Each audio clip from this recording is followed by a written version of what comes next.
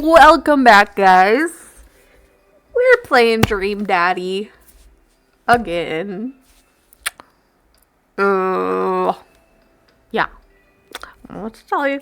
You can tell I'm super excited, super full of energy. Love this game. I love. So I'm wearing my skeleton onesie, so I'm like super comfy. You guys obviously will not see that because I don't want to face cam, but again, maybe I'll post on my Instagram. We'll see. So go check that out. It's Halloween Junkie, lowercase, with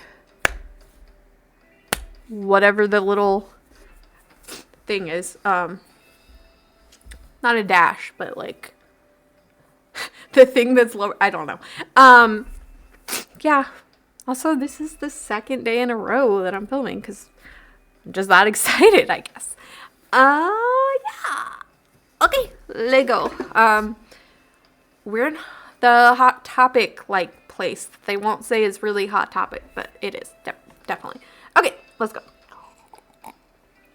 Amanda runs into the store with me trailing behind her. She makes a beeline for the back. There it is. You can still see the outline, kinda. I'm so proud. Speech. Amanda. Speech. Alright, I'll do it if you stop chanting.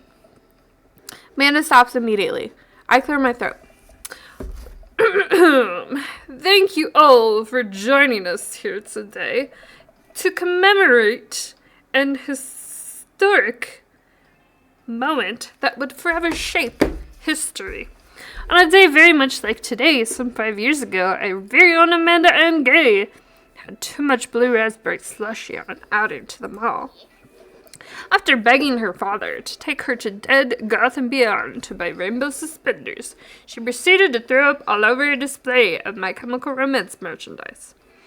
Her loving father then had to pay for said merchandise, which to this day remains among our possessions. Thank you. That voice hurts my throat.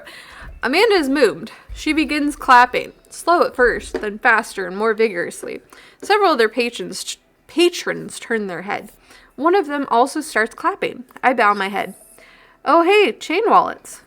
While Amanda busies herself looking at band t-shirts, I try to find something of interest to myself. Not much for a dad to look at in a Dead Goth and Beyond. Got ironic mugs. I'm suddenly stricken by existential fear. If there's only one number one dad, then why are there so many mugs here that say that? Why are there number one dad mugs at, like, Hot Topic? This whole time I thought I was the only one. If I'm not number one, where do I place on the global dad ranking charts? I have work to do. Look, this is very important to me. I overhear a stifled argument over at the cash register. An older gentleman is carrying a garment and showing it to a bored-looking cashier with pink hair. I can see that. Well, let's do it more monotone. I can see that. Don't know what to tell you, dude. I just work here. What? Let's give him a accent. Listen, when I bought this online, the website said this blouse was Victorian inspired. However, when I received it, it clearly held the trademark of Edwardian dressage.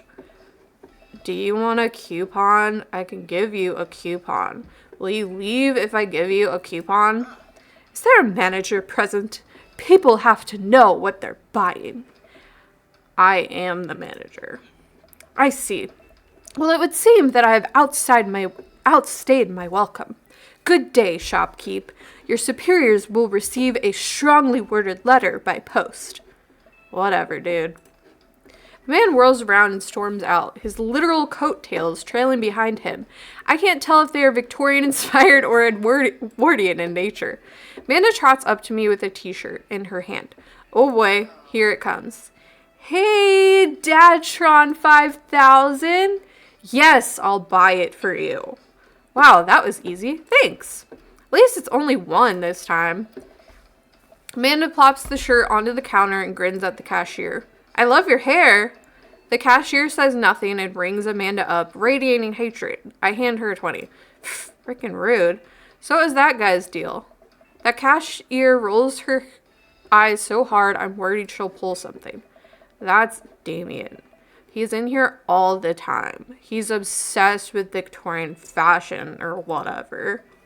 She hands Amanda her bag and it's clear the conversation is over. We make our way out of the store and head home to get some rest. Amanda and I sit on the couch trying to find something to watch over bowls of ice cream. Oh, cool. Long Haul Paranormal Ice Road Ghost Truckers is on. Your favorite, right? Oh, hell yes. They have to make it over the Canadian tundra before the ice road melts. But also, they're hunting ghosts. Also, the trucks are haunted. This is an episode I've already seen, but it's one of the best. Callum and Flint Dogbone, the twin brother truck driving and ghost hunting duo, find themselves in the greatest peril yet. Oh no! Okay. Oh no! The ghosts done got control of the truck! I can't steer on them there ice roads.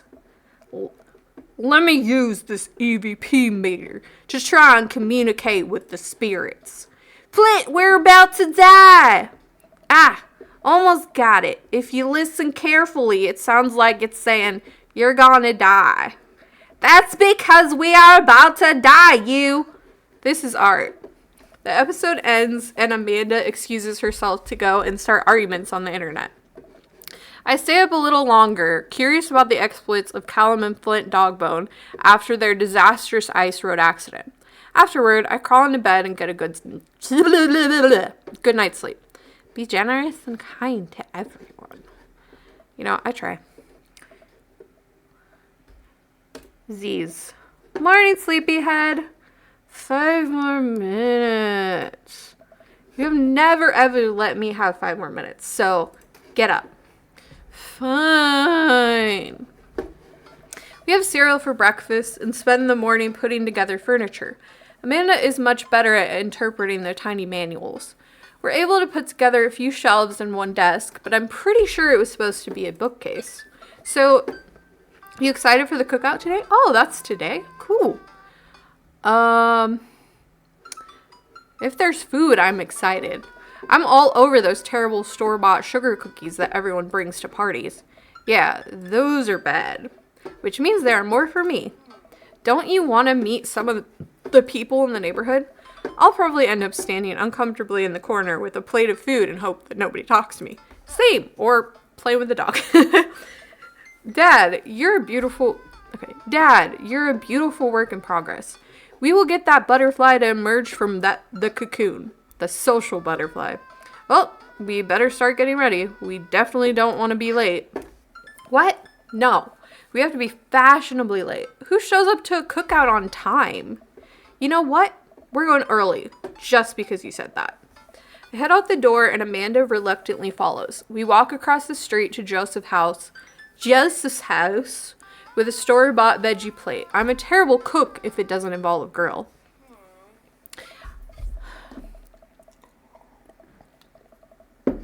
I guess we're not as early as we thought we were. Joseph's backyard is already packed with people and the smell of hot dogs wafts through the air. Small children run through a sprinkler and adults that chat in small clusters. I set our veggie plate down on a table next to 2 other veggie plates. Huh. Hey, there's Joseph. I wave to get his attention. The moment he sees us, he jogs over, arms open wide. Welcome! I'm so glad you 2 are here. I don't have a voice for Joseph. And you brought veggies. Let me introduce you to my family. Kids, come over here. This is Chris, my eldest. Hi. This is Christian and Christy. They're twins. They stare creepily and say nothing, as one does. Then of course, there's our youngest, Krish. Wait, where is Krish? Maybe Mary put him in his crib. Oh, and how could I forget my lovely wife, Mary? He's the only one that's married in this, which is, like, hard to romance him. But, you know, Joseph pecks her on the cheek. I mean, it's more like, what you even call it? Not a plain romance. An innocent romance. She smiles. Ah, Mary, sweetheart, did you put Krish to bed? I'll have to go look for him. What? You'll have to... Joseph takes a moment and regains his composure. Mary, this is our new neighbor, Mr. and his daughter, Amanda. I'd shake your hand, but I have a glass of wine that I need to tend to. I love her. Nice to meet you, Mary. Charmed. Well, I have to go over there now. Ha ha ha. My wife has a wonderful sense of humor. But please, you two enjoy the barbecue. All the guys are really excited to meet you. Here, let me introduce you around. This is Robert. He lives just across the way. I hate him. A haggard man nursing a glass of whiskey eyes me up and down. This reminds me of like all the guys that I do not like. My ex was kind of like this, and he's my ex for a reason. So, hey, I'm Mister. It's nice to meet you. Takes a long swig of his drink. Charmed. Mister and his daughter just moved in next door. Cool. If you ever need recommendations on where to get a drink in this town, Rob's your man. I told you not to call me Rob. Right. Got it.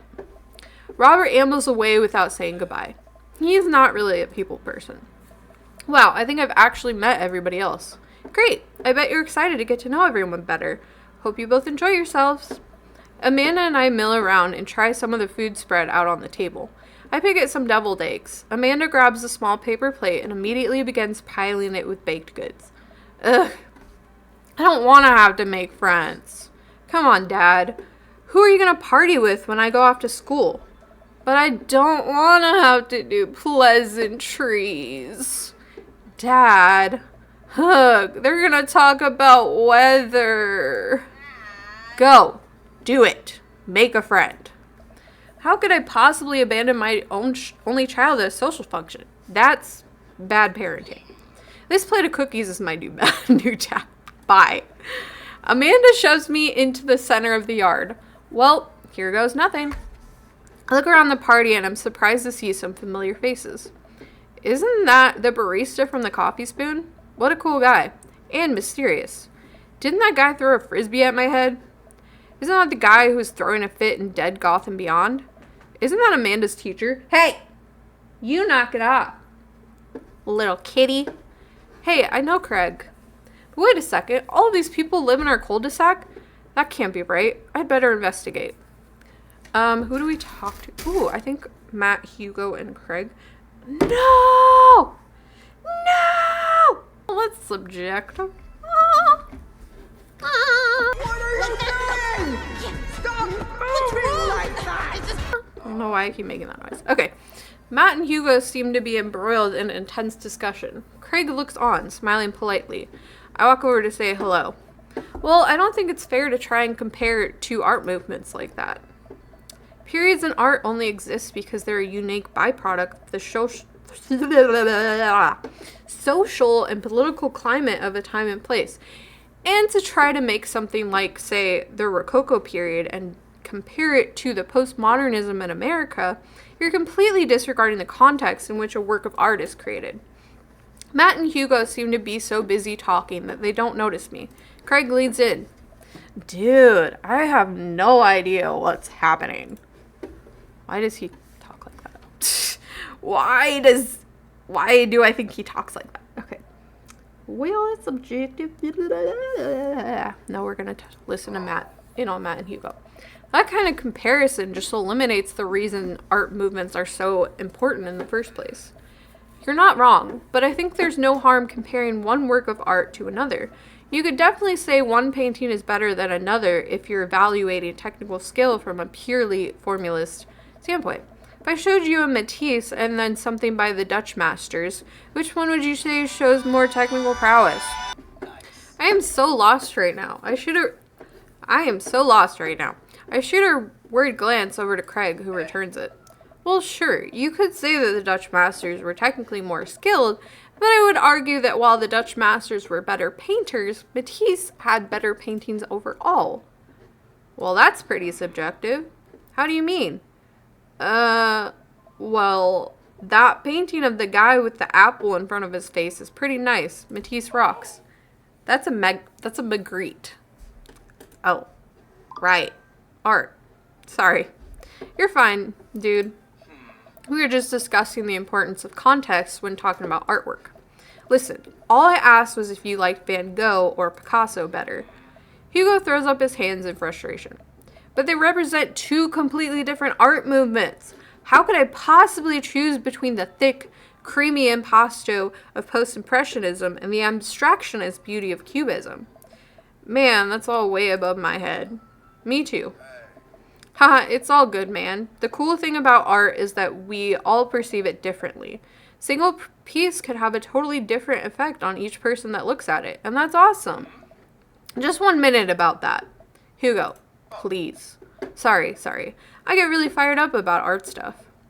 Mister, how are you liking the neighborhood? It's pretty nice. Everybody's been super friendly. Seems like your daughter's fitting in just fine. Matt points across the yard to where Amanda, Daisy, and another young girl are playing. They're all sitting cross-legged in the grass, picking weeds and weaving them into little flower crowns. It's pretty adorable. The girl I don't recognize jogs over to us. Ooh, is it Matt's daughter? What is it, sweetheart? It's a flower crown. I thought you'd look cute in it. Well, there's only one way to find out. Matt takes the flower crown and places it on top of his head. I was like, do we get an animation for that? Oh, it's cute. Am I cool now? The girl stares at him, thinking it over. Nope. But you're slightly less uncool than you were before you put it on. Ha. Hey, mister. This is my daughter. Hello. I'm Carmencita, sorry. Amanda comes over with Daisy in tow. Dad, look, I'm making friends. Are you making friends? You better be making friends. Yeah, actually. Amanda, you remember the cool barista from the coffee shop and my college friend and, your teacher? Oh, hi, Mr. Baker. I didn't realize we were neighbors. Yep. You still gonna get me that overdue term paper? Haha, great seeing you. Amanda finger guns her way out of the conversation like a champ. She learned the finger guns move from me. I'm very proud. She's definitely a charmer. Speaking of which, where did my son go? Hugo looks around the party. He must finally spot him because his eyes go wide. Ernest Hemingway Vega, are you smoking? Ernest is holding a lit cigarette. Nope. I see Ernest across the way. He casually takes a long drag of his cigarette and then flicks it into a gutter. Unbelievable. Excuse me. Hugo marches over to Ernest and I turn my attention to Matt and Craig. Kids, right? Man, I do not envy Hugo. The last barbecue we had, Ernest tried to shove a sparkler down Joseph's pants. Nearly burned down half the yard. And the barbecue we had before that, he actually burned down half the yard. Okay, I'm not gonna give him a voice because I don't know what to do. And then it spread onto my lawn and burned something. Hugo walks back over to us, practically dragging Ernest behind him. Hey everybody, sorry about that. Mister, this is my son Ernest. Hello. Ernest looks away, sulking, his hands shoved deep in his pockets. Hugo nudges him impatiently. Hey. Nice to meet you, Ernest. What grade are you in? Does it matter? Ernest. Okay. I'm in 8th grade. God, are you happy now? I'm sure you were just dying to know. Yeah. Good for you. Can I go now? I'm tired of talking to old dudes who blame my generation for the failing economy. Ouch. Ernest. Oh yeah, because I'm totally embarrassing you. Ernest puts earbuds in and storms off to stand in the corner. Well, that was certainly something. He seems nice. Hugo puts his head in his hands and sighs. I'm so sorry. He's having a really rough time. As much as I want to be the cool dad, I have to be the authoritarian dad, and he clearly resents me for it. I mean, I think as a dad and a teacher, that's about as authoritarian as you can get. Honestly, are any of us cool dads? Is it even possible to be a cool dad? Well, yeah, I'd say so. What? I'm as cool as a cucumber. See, that right there. You can't say that. My kids think I'm cool. But for how long, Craig? How long do we get to be the cool dads? I don't know. I think we just have to accept the fact that as dads, we become the machine we once raged against and accept our fate to unironically wear socks with sandals. Your kids may think you're cool now, but the moment they hit puberty, you're doomed. I mean, Amanda's 18 and she still thinks I'm cool. Yeah. I yell across the yard to my daughter, Amanda, I'm cool, right? Amanda just laughs. She keeps laughing. I see your point. As much as we all want it, I don't think it's as important to be a cool dad as it is to be a good dad.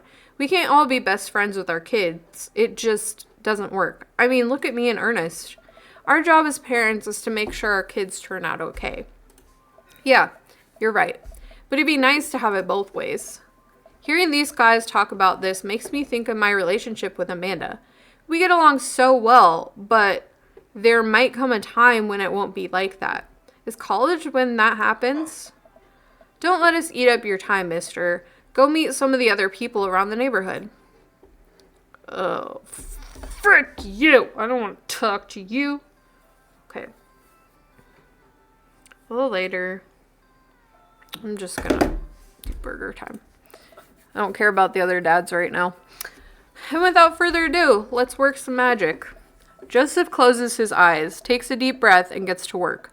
With the greatest of ease, he sets patties on the grill, flourishing as he flips his spatula in the air. It's easily some of the best grill work I've ever seen. Yeah, we'll get to know the other dads in another playthrough, because I'm going to do a few. There's 7 dads. I might only do 5. We'll see, because I don't really care for Brian or Robert. You guys think Robert is the one who's like the brooding guy with the leather jacket and he was all rugged looking? Like, I don't care about him. You guys think this is my first time in front of a grill? I don't really care for the bad boys. Like, that's not my thing. I like the nerdy guys who have a little bit of an edge to them, but most part nerdy. He's working faster now, effortlessly tossing cheese onto patties and perfectly grilling onions on the side. One after another, dads take notice and crowd around Joseph to admire his masterful technique. You probably didn't know this, mister, but Joseph's known around here for his grillmanship. He's ungrillable. Ungrillable. I've tried to get on his level, but I can't I just can't catch up. Oh my God. Let us keep studying. He has a rare quality about him. Mustard, we keep talking about this. Can't we just appreciate the artist? I've never seen him make a mistake. Okay, we need to stop. This is getting too cheesy. Please stop. All of the children at the party boo the glorious display of puns in unison. All right, guys, the food's ready. Please form an orderly barbecue. Amanda groans. We all grab our food and hang out, enjoying perfectly cooked cheeseburgers. Man, it's so wild how all of us dads live in the same cul-de-sac. Kind of nice, isn't it? Feels like there's a community here. Totally helps when you're just a single dad trying to raise a kid. We're happy to have you here, man. I think you're going to like this neighborhood a lot. Plus, Amanda seems to be getting along with all of the kids. If she decides to get into the babysitting game, she'll really make a living. Hey, why don't you add us all on Dadbook? Dadbook? Yeah, it's a great social network for dads to keep in touch with each other. We're all on it, so if you ever need to reach out to anyone, that's the simplest way to do it. Sorry, I'm just an old-fashioned dad. Social media goes over my head sometimes. Don't worry, Pops. I'll help you figure it out. The rest of the BBQ goes smoothly. We all trade stories and drink beer as our kids play on the lawn. Amanda breaks up a fight between Carmenista and those weird twins. I think they wanted her soul. Yeah, maybe. Amanda and I walk back to our place as the sun sets over the neighborhood. Pretty fun party, don't you think? Wish I could have been playing Paranormal Ice Road Truckers. You and Daisy seem like you were having a better time than I was. Because we were. Well, hey, at least you met some other cool dads. You should hit them up on Dadbook. Maybe I will, if I ever figure out how social media works. I have a good feeling about this place. Me too, Dad. I'll just get a coat of wax before something. Amanda and I arrive home with the remnants of our veggie plate. Seems like nobody was really into cauliflower. Any big plans for this evening? Actually, yeah, I'm going out with some friends. Oh. Is that okay? Of course. Just keep me posted. And be home before midnight. You got it. And be careful. I will. Make good choices. Of course. And call me if you need anything. Dad, you're not going to do the thing where you wait silently for me to come home in the living room with all the lights off, are you? What? No, I've never done that, and I will never do that. Okay, do you have plans tonight? My plans were kind of to eat ice cream and watch TV with Amanda, but I'll find something to do. I'm gonna work on some stuff. You know, dad stuff. I'm just relaxing tonight. Have fun, okay? Great. See you later. I watch Amanda drive off into the night. I really do hope she has fun. I plop down in front of the TV and turn on some Wine and Dine Mastermind with celebrity chef Gavin Chapman. Is that supposed to be Gordon Ramsay? Looks like Gavin's making a roasted rack of lamb with rosemary mashed potatoes. I love to be able to cook like that. Although I think if I was actually good at cooking, I'd use my powers for evil. Like just making baked Alaskas all day instead of any food or of real nutritional substance.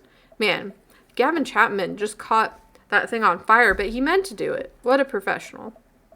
I lose track of time as I blaze through several episodes of Wine and Dine Mastermind. And also one episode of some cooking show called Meat Hell. I'm not even sure what that one was about. It was just a lot of yelling. I glance at my watch. Man, it's almost midnight. I should check in with Amanda. I send a text. Hey kiddo, you good? Wander into the kitchen as I wait for a reply. Amanda's phone is almost always in her hand, so I'm sure she'll respond soon. Unless she's driving home now, in which case I hope she doesn't respond soon because I definitely taught her better than to text and drive. I reach into the freezer and grab an ice cream sandwich. It's a little late for this, but I think I earned it after a long day of socializing. I check my watch again, and then my phone. Nothing yet. Okay, see, now I'm worried. Do I call her? Do I call the cops? No. It's too soon for that. I'll just send her a gentle reminder text. What's up? Half an hour passes. Now I'm really worried. The episodes of Gavin Chapman's Meat Hell are not only not assuaging my anxiety, but possibly exacerbating it with all the yelling. So I keep pacing around the house, waiting for her to come back.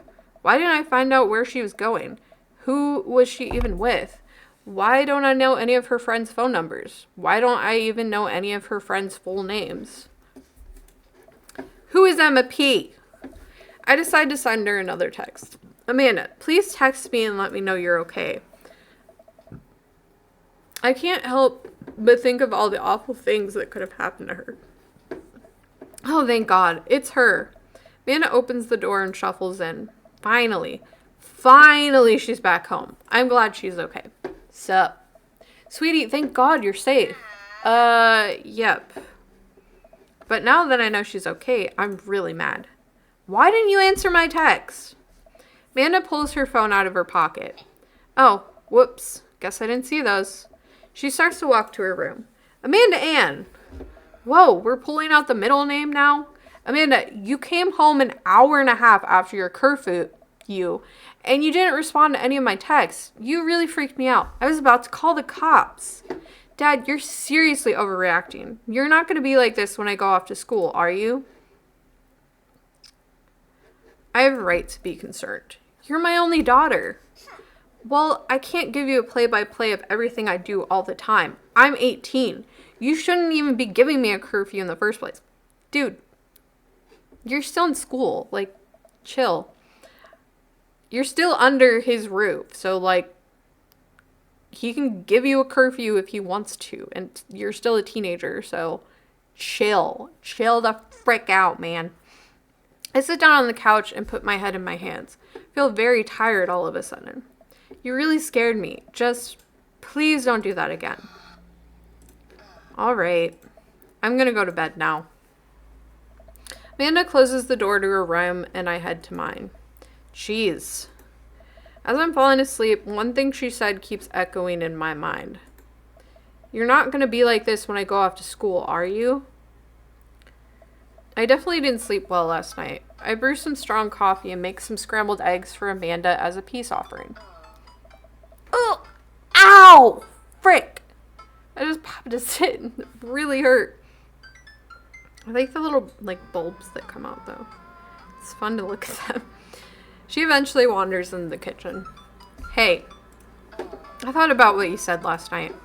I should have texted you. I said I was gonna do it and I didn't. I honestly just didn't even think about it. I'm really sorry, Pops. I won't do it again. Well, I trust you to make good choices. I also thought about it, and I'll try to give you your space from here on out. I gotta trust that you can take care of yourself. Team gay? Team gay. Hell yeah, team gay! Amanda gives me a hug. Want some eggs? You know it. Sprinkle some cheese on them? Already did. Bless you. Amanda scarfs down the eggs in the time it takes me to wash the pan. Alright, I'm off to school. Smell ya later. Wait, one more thing before you go. What? What's Dad Book? Okay. We'll finish this up and then I'm gonna end the episode. It's a social media platform. Wait. What? What's a social media platform? Dad, I have to go to school. Come on, Amanda. I'm an old man. I can't put together a Dad Book profile on my own. Alright, I'll help you sound interesting on the internet. Amanda spends the next couple of minutes setting up my profile on Dad Book, which as it turns out is a place where dads can get together and talk about fatherhood. Alright, Paps, we gotta fill out your profile. Let's get some likes and dislikes.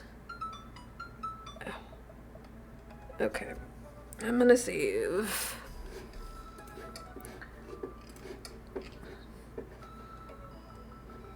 Okay, I'm gonna end it there. My boyfriend, I think, is coming home with some food. So, we're gonna go eat that. Might record a little more. We'll see. We'll see what happens. Alrighty. Catch you guys on the flippity flop. Bye-bye.